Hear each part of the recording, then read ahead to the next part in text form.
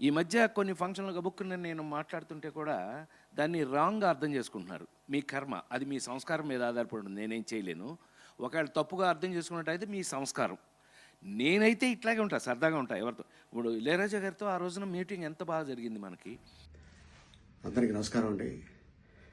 నిన్న కృష్ణారెడ్డి గారు పుట్టినరోజు సందర్భంగా ఈవెంట్లో అనుకోకుండా ఆయనకి మాట తుల్లింది అది సరదాగా అని. బట్ ఏంటంటే దీన్ని తీసుకొని మీడియా మిత్రులు దీన్ని కొద్దిగా వైరల్ చేస్తున్నారు. ప్లీజ్, ఆయన మంచి ఆర్టిస్టు, ఆయన పుట్టుడు దుఃఖంలో ఉన్నాడు. మనందరికీ తెలుసు, ఇటీవల మంచి కాలంలో తన కూతురు పోయింది, అమ్మలాంటి బిడ్డ. సో అందుకోసం ఆయన కావాలని చెప్పింది కాదు.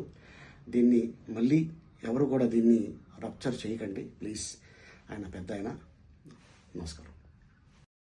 ఈ మధ్య కొన్ని ఫంక్షన్లు గబుక్కున నేను మాట్లాడుతుంటే కూడా దాన్ని రాంగ్‌గా అర్థం చేసుకుంటున్నారు. మీ కర్మ. అది మీ సంస్కారం మీద ఆధారపడి ఉంది. నేనేం చేయలేను. ఒకవేళ తప్పుగా అర్థం చేసుకున్నట్టయితే మీ సంస్కారం. నేనైతే ఇట్లాగే ఉంటా. సరదాగా ఉంటా ఎవరితో. ఇప్పుడు ఇళయరాజా గారితో ఆ రోజున మీటింగ్ ఎంత బాగా జరిగింది మనకి. అందరికీ నమస్కారం అండి.